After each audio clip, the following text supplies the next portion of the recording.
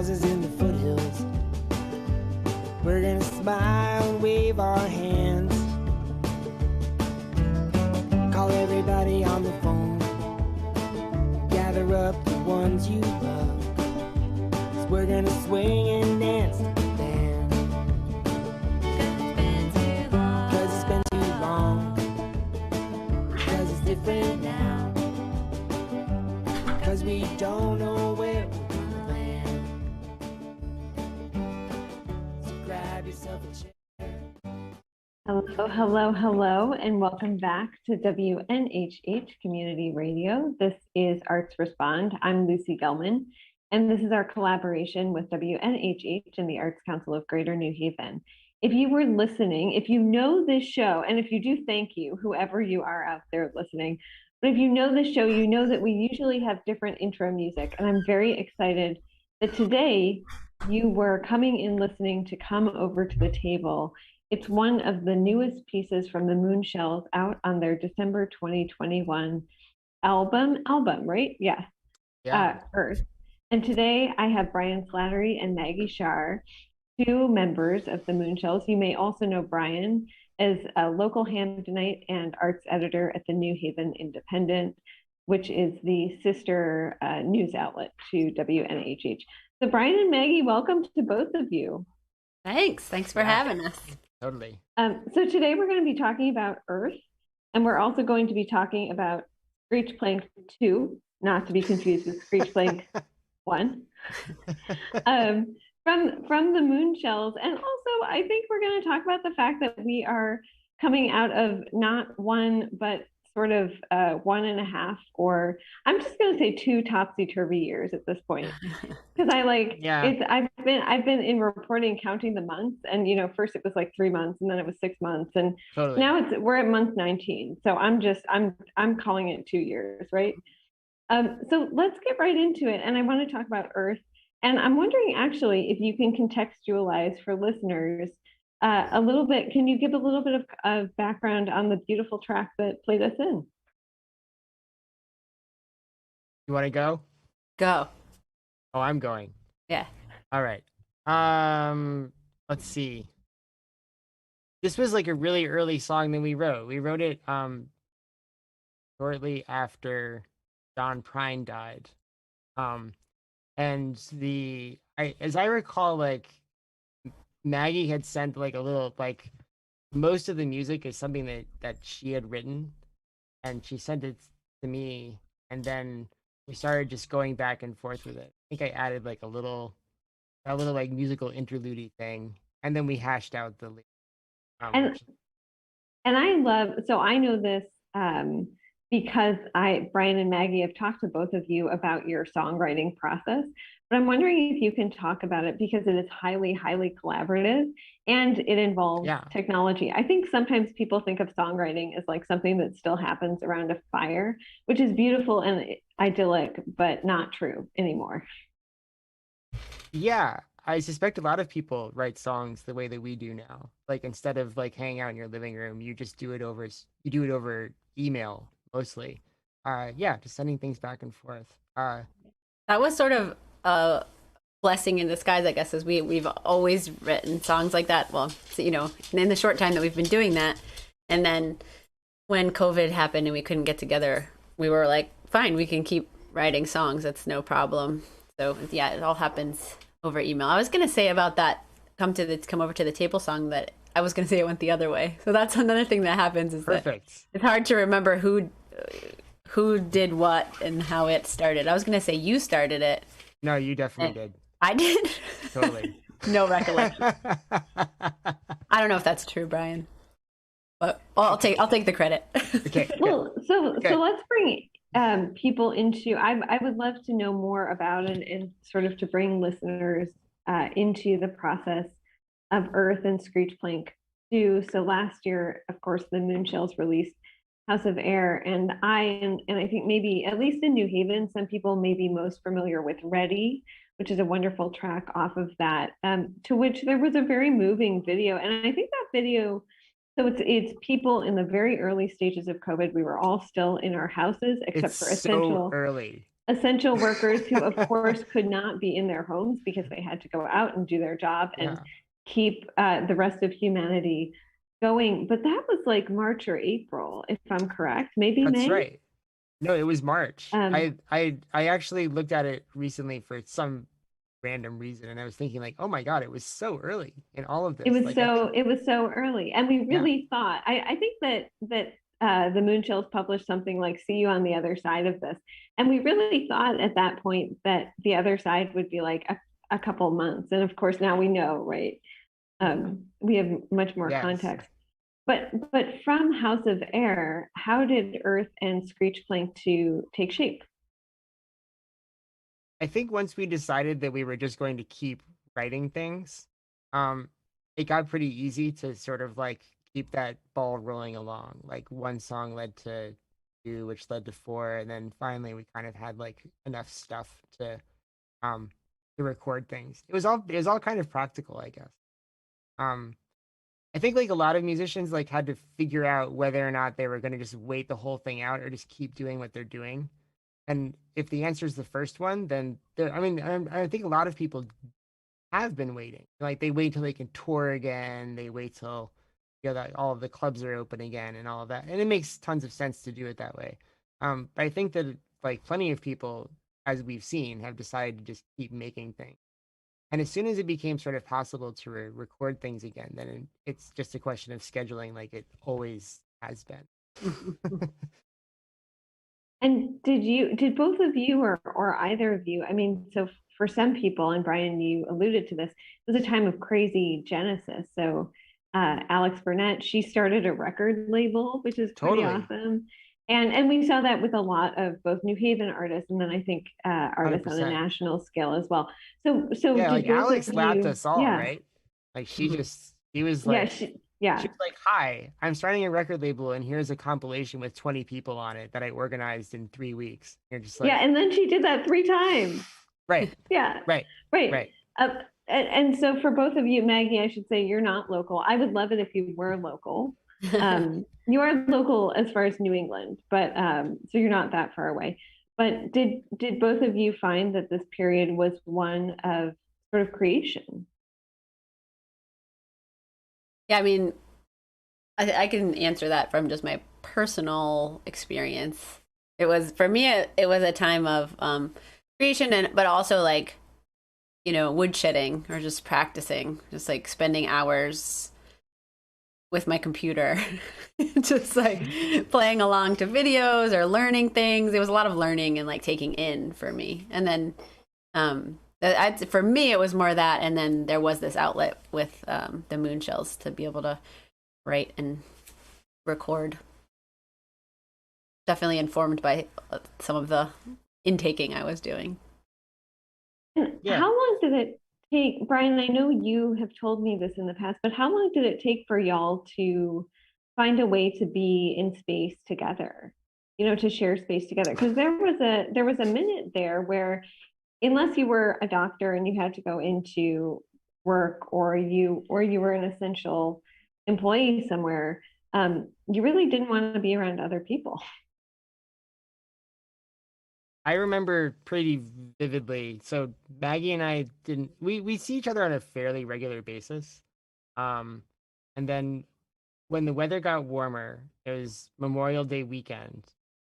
We got together outside to do like a thing for like a music festival that we usually go to on Memorial Day weekend, and that was like they were trying to do it virtually. So the two of us set up this thing in outside, and then did the thing that we were supposed to do, and then ended up playing together outside for a while.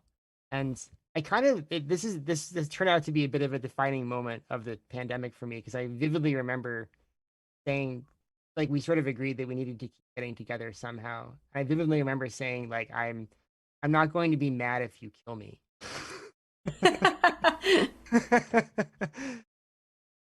Yeah, it's like we're just gonna figure it out. Maggie, did you want to jump in? um yeah, I was trying to remember that I do remember that moment. And I think yeah, there was that period probably between March and then where we weren't getting together. And then Then once it was warm, we got together a lot, and we didn't really stop doing that. That never stopped. Yeah, so Sometimes let's with masks, or with distance, or whatever rules we had to come up with, but we found Yeah. a way. yeah. It So was let's mostly just about being outside. Like as soon as it seemed that we could get together safely outside, it was like, well, great, that's what we're doing. Yeah. We also, but when we started recording and we were inside, we were like, I was in one room and you were in another room, and we're just like trying to be apart but in the house. Yes. Yeah, Record. yeah. You just make small adjustments like we've all been doing for the last 2 years and figure it out. Yeah, but you kind of learn that there's always like I feel like I always learn that there's a way to do it. It's just a question of like how much of a pain it is, and then whether it's worth it. I mean, and the answer to this is like, of course it's worth it, because the pain ended up being like fairly mild, Yeah. you know, for the reward. So so let's talk about the two albums. Um, so I would love to, since it played us in, I would love to talk about Earth first and the way that took shape and then the recording process itself. So Maggie, do you want to take it away? Sure. I will try, and then Brian, you chime in with the things I forget to say. But as you mentioned, Lucy, our process is very collaborative, and I feel like for me that stands out the most in this album. This is the third album of original songs that we've done, and each time it gets like more collaborative. So on this album, other members in previous albums, it was like, I think the first one, it was like all Brian and I, we wrote all of those songs. And the second one, it was mostly with like input from other people. But this album, I felt like was really like the whole band wrote the whole thing, in different, we kind of like paired up in different ways. I think we found that pairs worked best. So a pair of people among the five of us would write and go back and forth, and then like kind of run it by somebody else for feedback and editing and stuff like that. So and I think you can hear that when you listen to the album. Like, there's a range of things that occur. I'd like to think that there's a common thread, like you can tell it's the same band, but there's definitely like there's one track, what do we call it? The lore, which I feel like it has a really electric feel, and it's almost edging into jam band territory in a fun way, which feels really different from like, say, like when we wrote a couple of fiddle tunes in the style, like traditionally in the style of Appalachian fiddle music, old time style, so that they're not like hugely different genres, but they are different. They're far apart. So I think that's interesting, and I really enjoyed like thinking about the concept of emergent properties, which like I'm like a nature nerd, so that's a thing that happens in forests, like in sustainable forests, so like different. Basically it's like what comes out when different species interact and they do their thing. There's like something greater than that comes from that interaction. So I feel like you can see that in our creative process.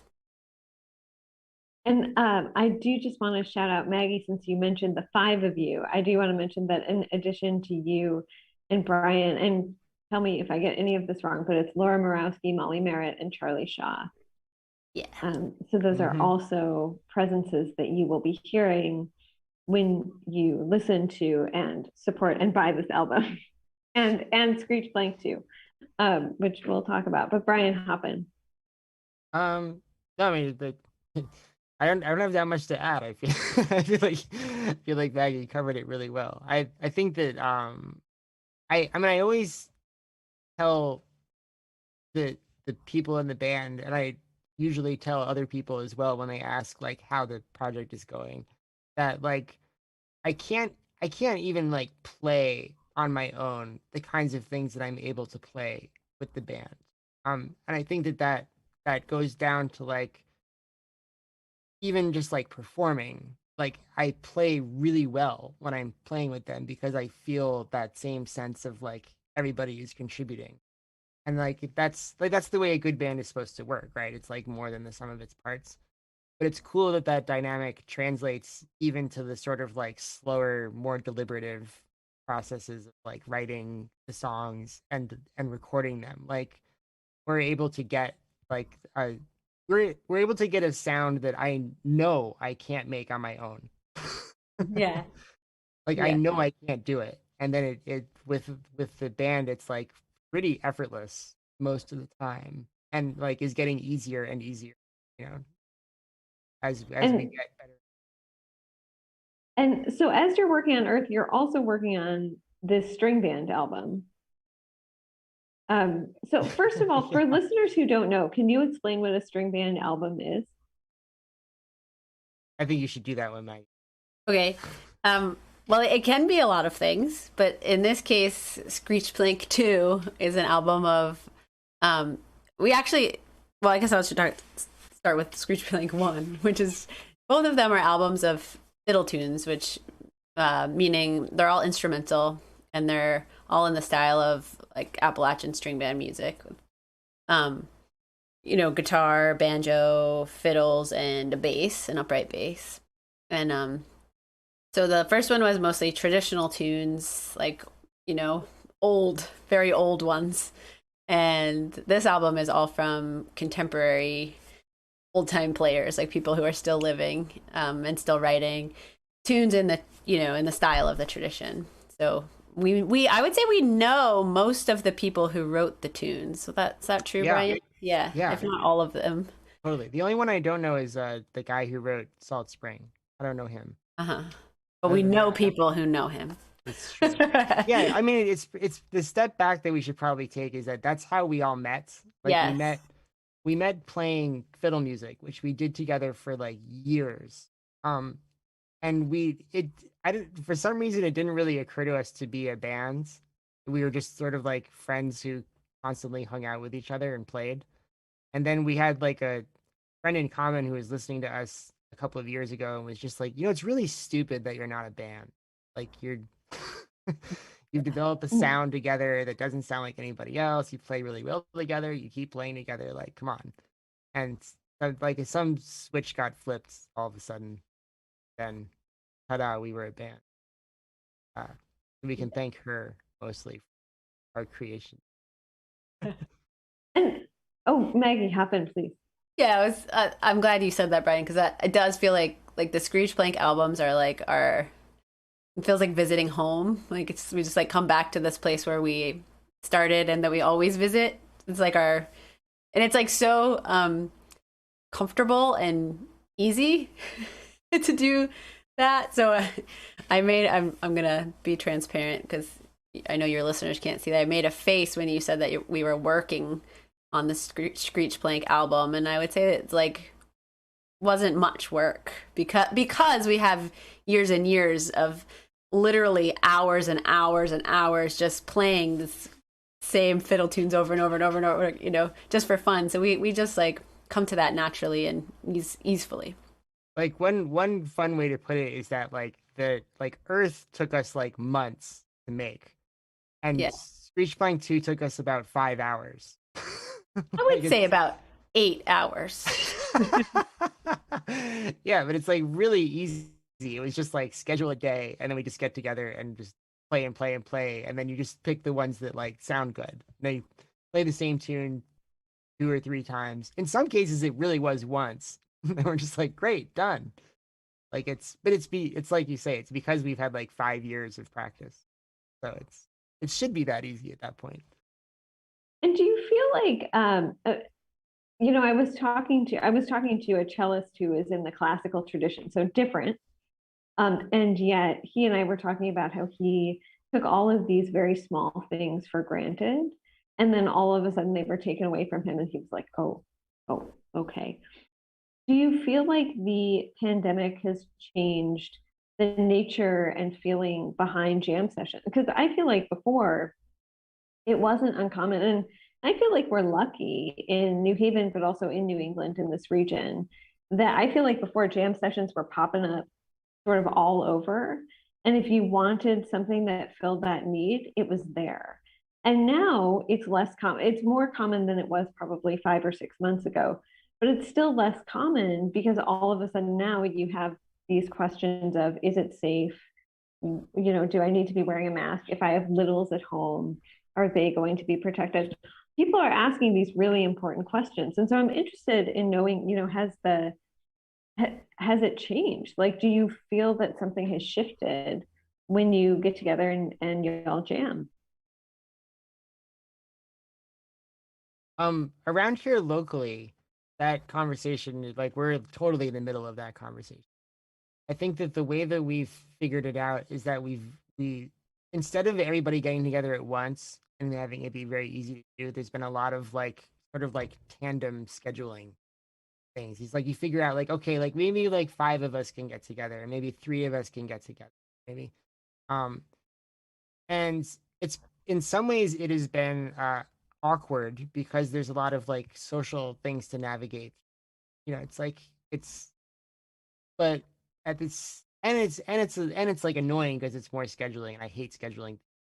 But like the uh in some ways it's actually also been really nice. Like it's more like you like spread it all out so that like the thing that you used to do in a very concentrated space, say like 5 days of like very intense playing.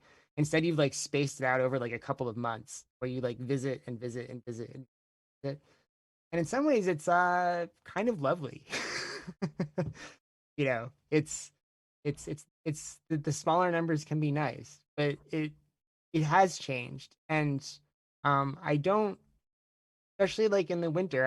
I think it's gonna feel really different still for a couple of years because the idea of like 75 people piling into a house is totally out of the question right Yeah, I mean, you this know thing is it's still yeah with us. And yeah I and it's listened not to, it's not going anywhere. And I listened to yeah like a very sobering interview with Tony Fauci where he was totally basically like, yeah, we're still screwed for a little while, guys. Just hang in there. yeah and it's not even a question about in some ways it's like the not just a question about like whether it's safe but just about whether people like want to like whether they feel comfortable doing that and the like I feel like that second question the answer is still like a pretty strong no you know So I think it is going to take time for that to come back, and maybe it won't come back the same way it did.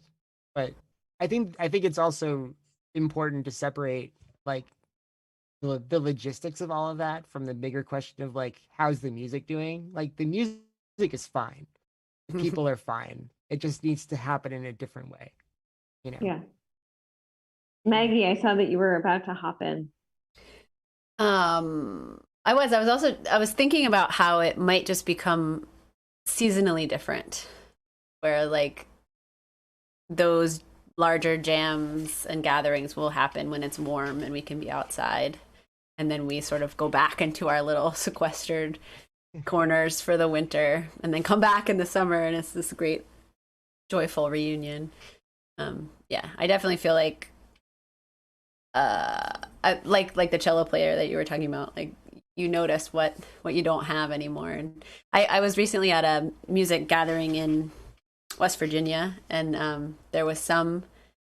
It was smaller than it would have been, but there was some like sense of normalcy and some gathering of a group and like playing together. And I just kept crying because I was like, and I didn't. It wasn't conscious either. I didn't realize that I had missed that or that that was a thing that was lacking from my being. But when I got a taste of it, I was just like, oh my gosh! I just kept getting all choked up. It's so beautiful, people playing together. It's really important part of our lives, I think, like making music as a group. So I think it is something that we're still navigating and will be for a while, but I hope it comes back. Yeah. Oh my God, Um, sorry. no, don't There we go. apologize, please. Done. It's okay. Is it important? Is it like the No, Pope? Do you need to pick no, up? I didn't even check. Didn't even check. Okay. Yeah, I mean, I was going to say within this, I feel like I don't want to say right before the pandemic because I feel like this has been going on for a while, but there is this really interesting and important discussion within traditional music about there has been a reckoning for some time, and Brian, I know that you and I have spoken about this, about the fact that there's a group of people who I think still want to believe that it was like your great great great granddaddy in the Blue Ridge Mountains playing in his cabin, and then there's another group of folks saying like, no, we need to talk about the West African roots of this music. We need to talk about the influence of the bayou and how the transatlantic slave trade really is part of and is inextricable from the history of trad music. Is that discussion? And I know that the Moonshells sort of weave that into their work, and so I'm wondering how. I guess first how that discussion shows up in Earth and Screech Plank too. Let's do that first, and then I would love to know, where it's going. I know I just asked like 10 No, things. that's like, yeah, it's one of those things of like, how long does this radio show? I know we need like 6 hours, right? Yeah, And who else should we be inviting to this conversation right now? 15 people. Yeah, yeah. So, Maggie, do you want to go first? No, I think I'd like to hear what you have to say. Okay. Um, so yeah, the first part is that I think that within traditional music, that conversation has been going on for a really long time. Um, I think for I mean, my experience of it is that it's always been something that I've been aware of, but I felt very much like I was in the minority of people who were interested in those really hard questions about the racial history of the music. Like the banjo alone, and people have written books about this. Like the history of the banjo is basically a history through like the most tortured questions about American culture that we have, about about where the music came from and who made it and who took it from those people and what business any of us have playing it now. Because it rolls through the sort of like the history of slavery, the history of sharecropping, the history of minstrel shows, which is like its own third rail, that uh, people touch at their great peril, like including like Spike Lee, for example. We should all be watching Bamboozled again and feeling very uncomfortable with that whole thing. I think he made an amazing movie that asks a lot of hard questions and no easy answers. Um, but and so I think part of me has been very gratified to see that we're finally talking about all of this out in the open. Um, the conversations have been difficult, but I think increasingly less so as we get used to talking about them. And I think the thing that I have learned for myself is this idea that um, the only part of it the hill that I would die on is the one that says that we all need to go into our separate cultural corners and play only the music that we are quote unquote allowed to play based on our ethnic heritage. Um, that's the one where I'm like, count me out, because like the untangling all of that is a nightmare that I don't want to deal with. And I just think it's also what white supremacists want. What they want is segregation. They want everybody to stay apart from one another, you know. And I think what they fear is miscegenation. What they fear is like the mixing of cultures, mixing of peoples, of people coming together to a real understanding of one another. And so that's where I then flip back over and agree with the like 99% of what the progressive end of the music is saying, which is, that if you're going to play the music, you have to do a lot of homework. You have to learn about the history. You have to learn about the people that played it and who took what from who and why. And you have to dive into some like very like difficult stuff. But then you can use all of that to inform the way that you play and to make better music. And I think if you can do that with a certain amount of, if you can do that with a lot of intention and a lot of humility, we're going to be okay. And that's the tightrope that especially as a white male, I walk. How was that? Ah, yeah. I can try to tie it into Earth to the album. Please, So please. we have, I think, in a lot of our songwriting, we draw from the string band tradition, but we also draw from lots of other ones. And one thing that we have in common as a band is a love and a respect for like West African music and rhythms. And it's, as Brian said, like a lot of the sounds and rhythms of the banjo and the old time music that we play like has direct connection to that. So it's not a great mystery that we're drawn to that as well. And so I think in a lot of the songs on Earth, particularly like the tracks Fall Away and what's the other one? There's another one that give a lot of Independence Day. Independence Day. Yeah. Yeah. So they both have a lot of like how shall I say, like kind of quoting or like referencing West African music. But while still playing instruments that are more like traditionally old time string band instruments.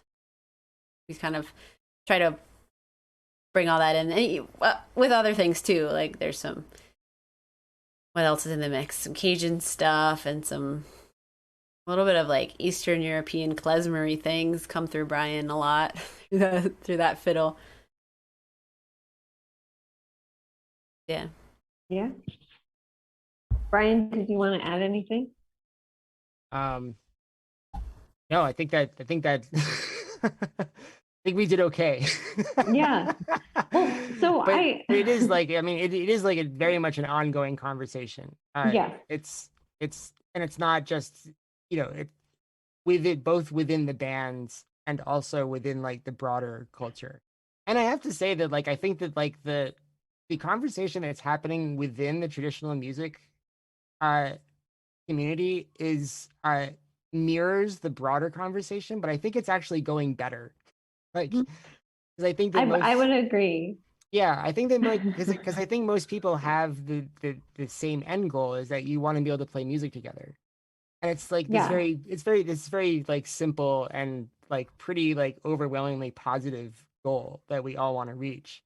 Means that like we all are willing to learn a lot and to and to change in order to be able to like play with more people, to get along with more people. And like that end goal is not happening in the broader society.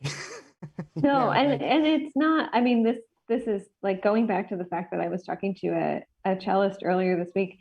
The classical music community is really struggling with it. Absolutely. Not to pick on them, but to pick on them. And if Elaine Carroll is out there, I love the NHSO. Like I love y'all. I think you're great. But yeah, I think that there are struggles within the arts. I mean, this is very much a thing within the arts. Well, I think it also helps that like the traditional music that we play is like it's the struggle, quote unquote, is mostly about it just acknowledging what happened. Because if you acknowledge that like Black musicians had a huge role in shaping that in many ways opens the door to like some real creativity and and some really beautiful ideas. I think like classical music has the issue that if you do the same move, then you're just like, well, what do we do with Wagner? Like, he's like this horrible person, right? Yep. Like, and you go like, what do you do with him? I mean, like, as someone who detests Wagner, I'd be happy to just like put him away. But like traditional music doesn't really have that problem. Like there's plenty of racists, don't get me wrong.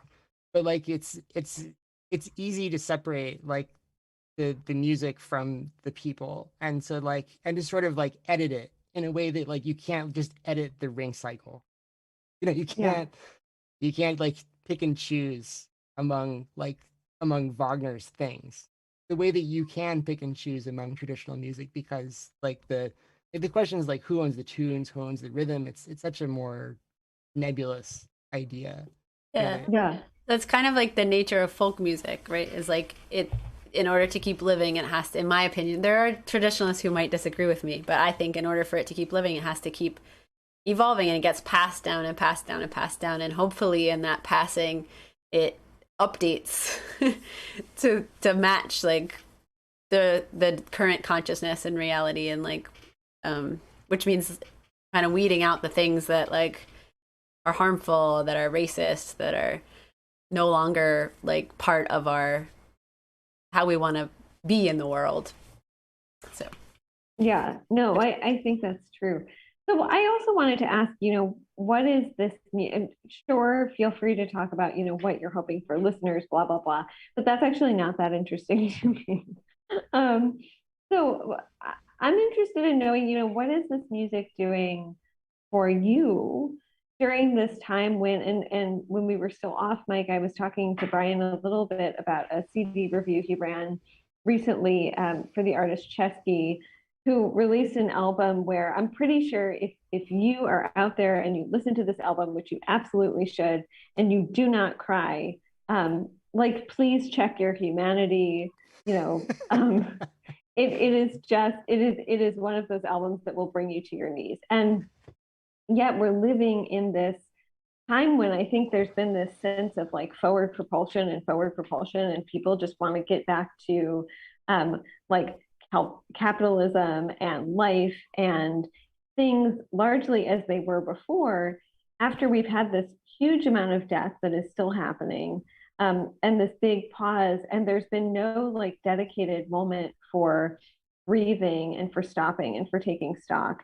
And so I'm wondering, within that, what this music, which is, at least for me, like music is inherently extremely emotional, what this is doing for y'all when you're generating it and putting it out into the world. a great question. I'll just say a little short something, which is that we sort of have a rule in the songwriting in the band that whatever we come up with like has to have a hopeful quality to it. So like no matter we range, and you can hear that across like the album. We range in mood. There's a lot of feelings that come up. But the rule is no matter how dark the feeling, there still has to be some light in there. Which feels like just a good philosophy for life, but especially at this time where it's like so complicated as to like, yeah, to figure out how we exist in this in this time in history. It's just it's a wild time. So I think for me it's a nice tangible way to explore having all the feelings but always having hope. Yeah, I completely agree. We talk about our feelings a lot in this band. The like how many of them we are having and how intense they are and how good that is. But I've started the last couple of years I've started to kind of understand like the music that I play is like practice for rest of life.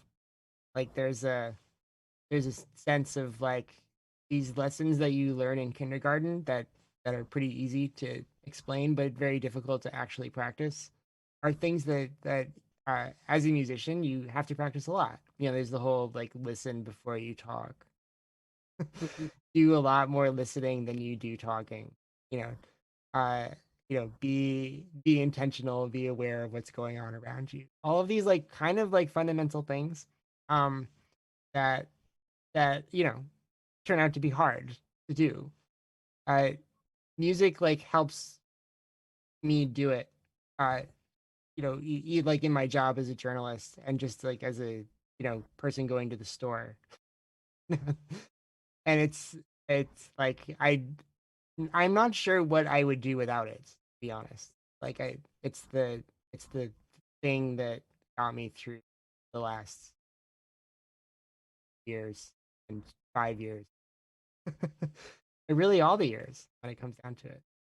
Like I think a lot of musicians say that like it's always there for you. And there's a huge like debt that needs to be paid somewhere down the line, I guess. But I don't know how to repay it. Yeah.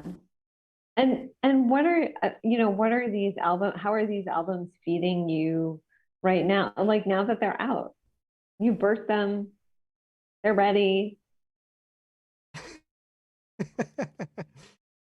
You want to go? Sure. I guess how are they feeding us now? Well, we're just now starting to get to play them as a band and to get to play out.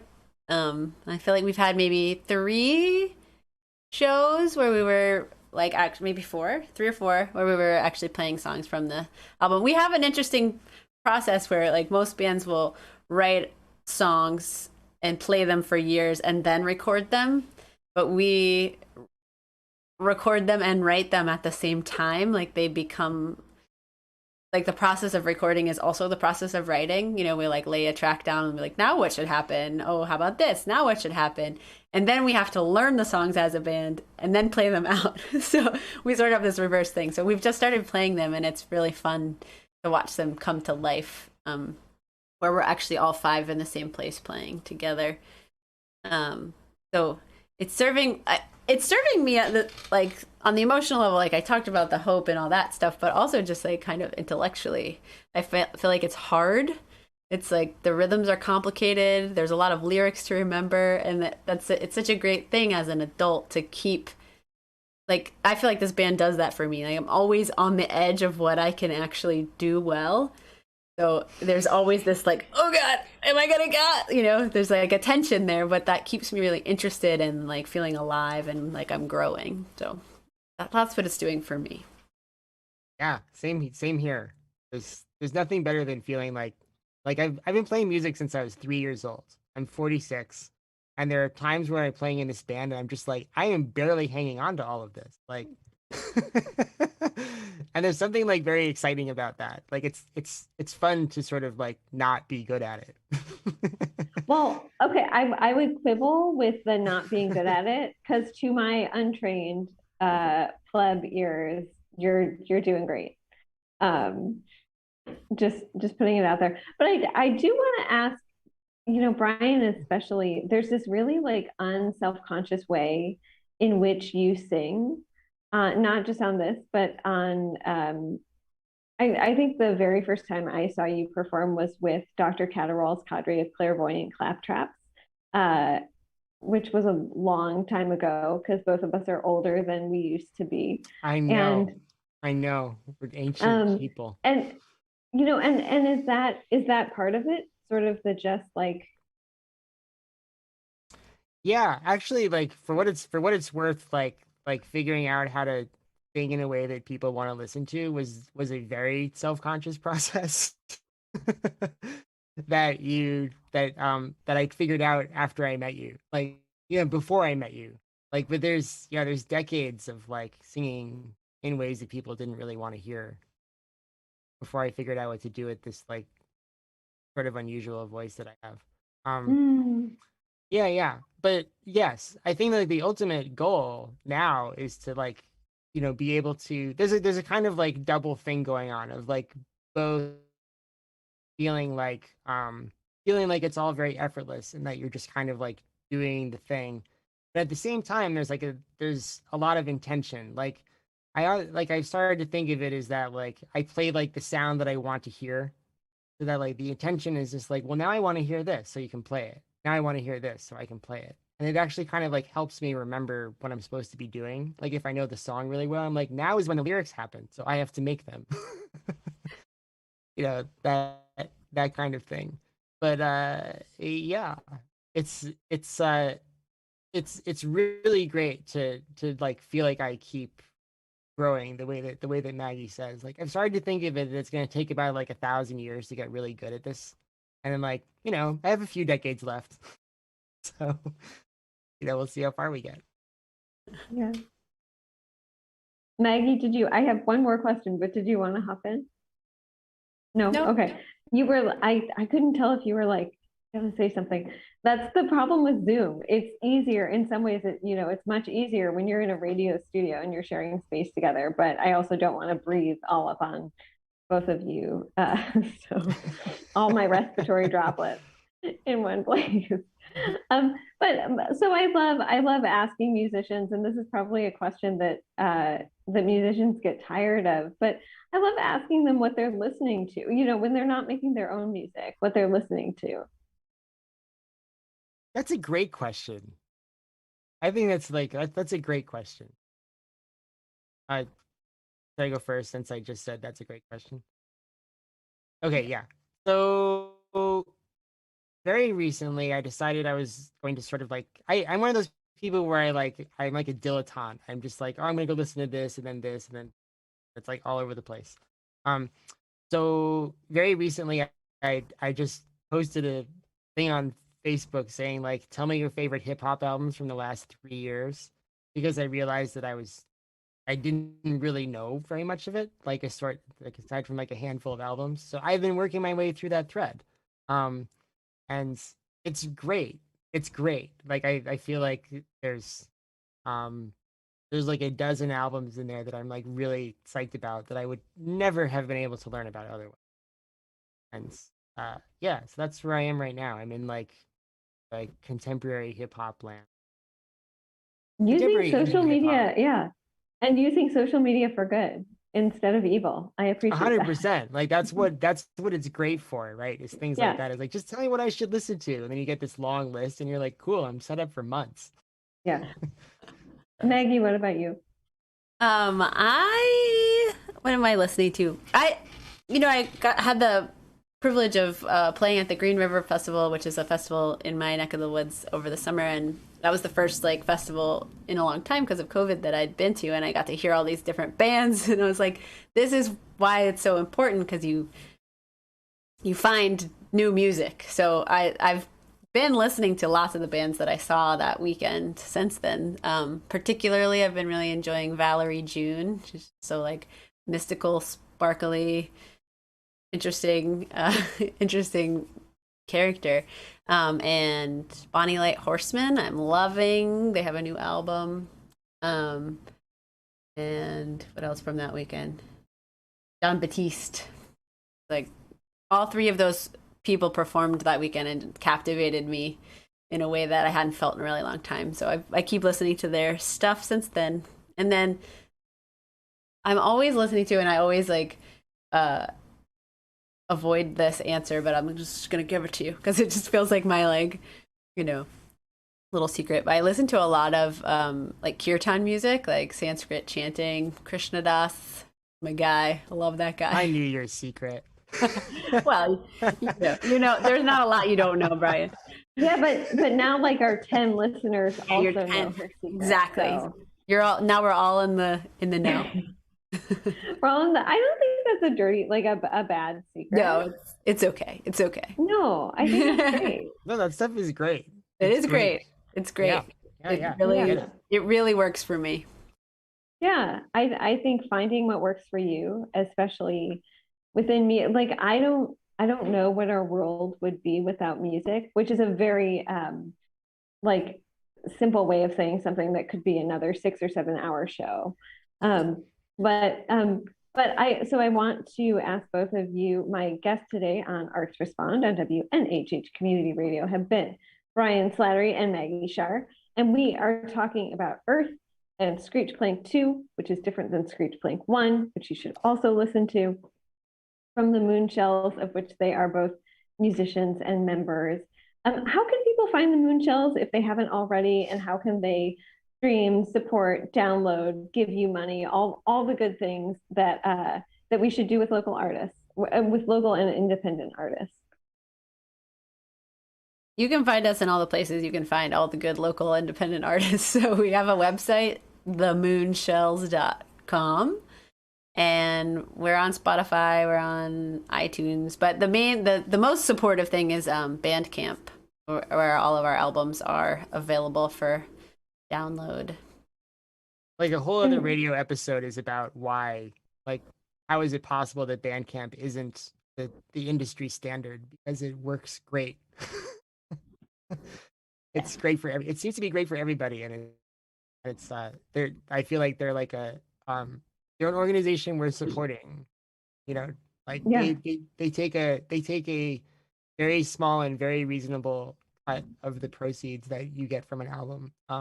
That like the service they provide like more than outweighs that. So I'm always pointing people toward Bandcamp. And they do like free Fridays. I don't know if it's every Friday or just the first Friday of the month, maybe. I think it's the first Friday of every, yeah, Bandcamp Fridays have been Which jumped. coincidentally, not coincidentally, actually, very intentionally, is the day that December 3rd. our album is being released. I know. And on Bandcamp Fridays, all of the proceeds go to the musicians. So it's a great service that they provide. And they So still Friday, make enough money to December- do music journalism. What? Yes. So Friday, December 3rd, correct. Get yourself on Bandcamp during one of the 24 hours in the day and buy these two beautiful albums.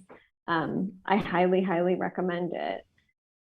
Brian and Maggie, I want to thank both of you so much for joining me this afternoon, and I hope you have a great weekend.